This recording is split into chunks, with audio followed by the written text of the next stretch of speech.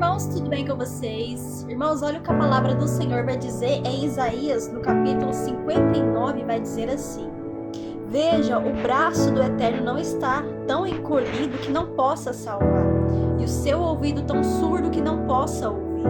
Mas as suas maldades separam vocês do seu Criador, e os seus pecados escondem de vocês o rosto dele, e por isso ele não os ouvirá.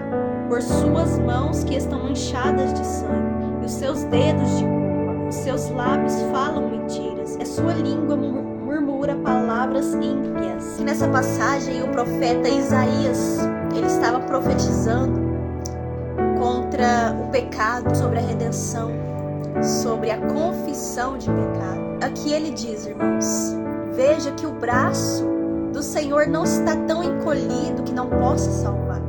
Ou seja, isso não é impossível para ele. Ele não é limitado. O braço dele está estendido a todo momento. Só basta nós decidirmos tomar uma atitude.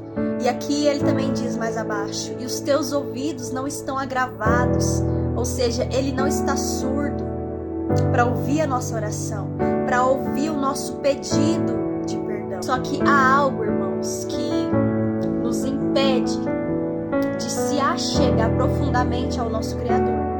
Há algo que faz o Criador resistir a nós. Há algo que faz o Criador não nos ouvir.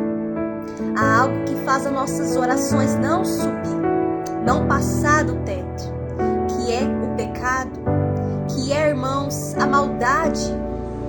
E aqui mesmo a palavra vai dizer: as mãos manchadas de pecado, as mãos manchadas de sangue inocente, o dedo que aponta para prejudicar a vida do outro, a língua que só fala mentira, que só despeja maldade. E isso, irmãos, o Criador, ele abomina. As maldades, o pecado nos afasta do Criador. A única coisa que distancia o homem do Criador é o pecado, irmãos. E a Bíblia fala que o Criador, ele se opõe aos orgulhosos, aos soberbos, aos maus. Só que ele concede graça aos humildes, aqueles que se arrependem, aqueles que reconhecem, aqueles que examinam, olha para dentro dele mesmo e confessa, se arrepende, se aquebranta. Ele mesmo se humilha ali diante da presença do Criador. Ele mesmo confessa que não é digno da bondade e misericórdia. É isso que faz o coração do nosso Criador se voltar para você. É você ser aquebrantado, humilde de espírito, humilde de coração. Porque o Criador, ele se opõe aos orgulhosos.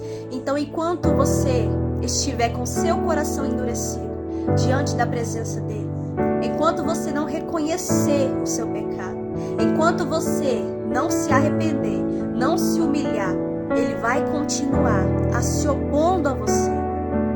Mas a partir do momento que você reconhece que você é falho, miserável, pecador, que você precisa da misericórdia, da graça dele, que você precisa ser moldado, lapidado, que ele precisa trabalhar dentro de você e arrancar tudo aquilo que não presta, toda sujeira, toda maldade no seu interior.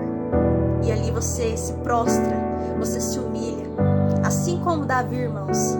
Davi, ele pecou, ele cometeu adultério. Ele desagradou muito ao Criador. Só que mesmo assim, o Criador olhou para o coração dele, que era quebrantado, que era humilde. Davi pecava, Davi errava, mas ele logo se arrependia. E ele se arrependia de coração e não de boca. E não com falsidade, porque não tem como a gente se achegar na presença do Criador com falsidade, querendo mostrar algo que a gente não é, porque ele nos sonda, ele nos conhece melhor do que nós mesmos, irmãos. Ele esquadrinha os nossos corações, os nossos pensamentos. Antes que a palavra chegue à nossa boca, ele já conhece. E Davi reconhecia que ele era pobre, miserável, pecador. Que a única coisa que importava a ele era a presença do Criador. E quantas das vezes nós vemos em Salmo Davi falar, confessar, Davi se aquebrantar e falar: Senhor, não retiras de mim o teu espírito. Ou seja, pode tirar tudo. Tira o reino, a riqueza. Tira tudo, mas não tira o teu espírito, não tira a tua presença. Porque, irmãos, se nos faltar a presença do Criador na nossa vida, nós entramos em óbito espiritual. Nós morremos espiritualmente. E quando a casa se torna vazia da presença do Espírito Santo, nós nos tornamos templo de Satanás, sinagoga de Satanás. E Satanás vem e traz com ele mais uma legião de demônios. É isso que a palavra diz, que quando a casa está vazia, Satanás vem, retorna para a antiga casa e traz com eles mais 7 espíritos imundos. Então, para que nós não venhamos ser sinagoga de Satanás, nós devemos nos encher. Porque se a casa estiver vazia, se nós estivermos vazio da presença do Criador, pode ter certeza, irmãos, que nós seremos morada e templo de Satanás. E tem aquele ditado muito conhecido que fala: mente vazia é oficina de Satanás. Só que é ao contrário, templo vazio, coração vazio, o espírito vazio é morada de Satanás. Então, meus irmãos, que nós venhamos reconhecer todos os dias os nossos pecados, aquilo que desagrada ao nosso Criador, que nós venhamos confessar o nosso pecado a Ele, que nós venhamos renunciar o mundo, renunciar tudo aquilo que nos afasta da presença do nosso Criador. Porque, irmãos, eis que o noivo está às portas, eis que não há mais tempo, irmãos, eis que a meia-noite se aproxima, o noivo está às portas, e nós temos que estar com as nossas lamparinas acesas, com a reserva do azeite preparado, para quando ele vier não seja tarde demais e a porta seja fechada e a gente fique de fora. Irmãos, isso é muito sério. Nós temos que nos consertar, examinar a nós mesmos, renunciar, porque não existe evangelho sem renúncia. Não existe uma vida fácil na presença do Criador. Porque se a sua vida estiver fácil, se você é crente, se você serve ao Criador e tiver tudo em paz na sua vida, se tiver tudo agradável, então você não serve, então você não está servindo verdadeiramente ao Criador. Porque a nossa vida é de constância luta, constância renúncia. Porque o céu, irmãos, é conquistado à força. É com força e violência que nós conquistamos o céu. A porta ainda é estreita. E não caia nessa, irmãos, de evangelho modernizado. Não caia nessa do evangelho de prosperidade que só massageia o teu ego, que só traz aquela sensação gostosa, que te faz se sentir bem. Aquelas pregações de autoajuda, pregação coach. Não é assim, irmãos. O evangelho verdadeiro que o nosso Messias deixou para nós é o evangelho de renúncia, de confissão, de batismo nas águas, de arrependimento.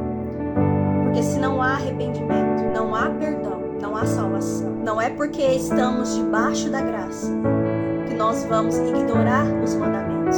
Não é porque nós estamos cobertos pela graça do nosso Criador é que nós vamos viver o evangelho de qualquer maneira, de qualquer jeito. Não é assim. É abrir o nosso coração ali, se derramar diante dele, chorar, se lamentar, se humilhar. É confessar: Pai, eu pequei. Eu sou suja, eu sou vazia, eu necessito de ti. Eu sou carente de ti. Me dá um banho com a tua misericórdia, me purifica. É rasgar o teu coração, irmãos. É você orar com sinceridade. Não há muita cerimônia, formalidade na sua oração. Você não precisa falar palavras bonitas, porque o nosso Criador, ele não se impressiona com palavras bonitas. Ele se impressiona com um coração sincero, humilde, quebrantado, um coração disposto a se arrepender, um coração disposto a ser mudado, a ser lavado, transformado. Peça diariamente para que o nosso Criador venha gerar em você os frutos do Espírito. Então, irmãos, nesse dia de hoje mesmo, na sua casa, no seu quarto, antes de você dormir, se ajoelha, só você e o Criador.